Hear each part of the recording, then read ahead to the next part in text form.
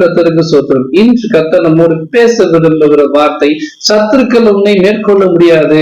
ஆமா, எந்த சத்துரும் எந்த போராட்டமும் எந்த பிரச்சனையும் உங்களை மேற்கொள்ள முடியாதுங்க. ஏன்னா நீங்க கர்த்தருடைய பிள்ளை. கர்த்தரை எப்போதும் கர்த்தரை பட்சத்துக்காக நான் பயப்பட மனுஷனுக்கு என்ன செய்வான்னு சொல்லி கர்த்தரை எப்போதும் நம்ம பட்சத்தை வச்சிருந்தோம்னா எந்த மனுஷனுடைய வல்லமையும் உங்களை மேற்கொள்ள முடியாது.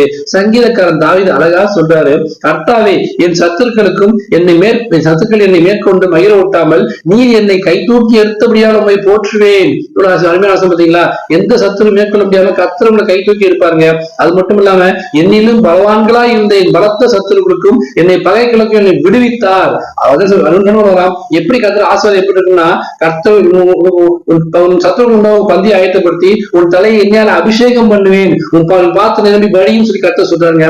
யாரெல்லாம் சத்துரு நினைக்கிறாங்களோ போராட்டம் வருதோ அந்த இடத்துல எந்த பிரச்சனை எந்த அவமானப்பட்டீங்களோ அதே இடத்துல கர்த்தர் உங்களை தலையை உயர்த்தி என்ன பண்ணுவாரா, தலை எண்ணெய் அபிஷேகம் எண்ணெயை உயர்த்தி அபிஷேகம் பண்ணி உங்களுக்கு சத்துரு பந்திய ஆயத்தப்படுத்தி கர்த்தர் சொல்றாங்க. அது மட்டும் இல்லாம கடைசி என்ன சொல்றாருன்னா, இப்பொழுது என் தலை என்னை சுற்றிலும் இருக்கிற சத்துருக்கள் மேலாக உயர்த்தப்படும். யாருன்னா அவங்க பிரச்சனை அடைக்கிறாங்களோ அவங்க முன்னாடி உங்க தலை உயர்த்த முடியாது கர்த்தர் ஆசீர்வதிப்பாருங்க. சத்துருக்களின் பாளையத்தை கொள்ளையடிக்க தேவை அபிஷேகத்தை கர்த்தர் கொடுப்பாருங்க. எவ்வளவு பிரச்சனை வரட்டும், எவ்வளவு போராட்டம், கோலியாத் போன்ற பிரச்சனை இருந்தாலும் போல, சவுல் போன்ற பிரச்சனை இருந்தாலும் போல, அமலேக்கியர் போன்ற பிரச்சனை இருந்தாலும் போல, எந்த பிரச்சனை இருந்தாலும் உங்களையும் குடும்பத்தையும் ஊழியத்தையும் மேற்கொள்ள முடியாது. ஏன்னா கர்த்தர் கூட இருக்காரு, அவர் வசனம் கூட இருக்கு. நீ ஜெபித்து எல்லா வேலையும் செய்யுங்க, வசனத்தை பிடிச்சவங்க, வார்த்தையை பிடிச்சவங்க, ஜெபத்தோட எல்லா காரியங்களும் செய்யுங்க. உங்களுக்கு உண்டாகிற எல்லா சத்துரும் கர்த்தர் துரத்தி விடுவாரு.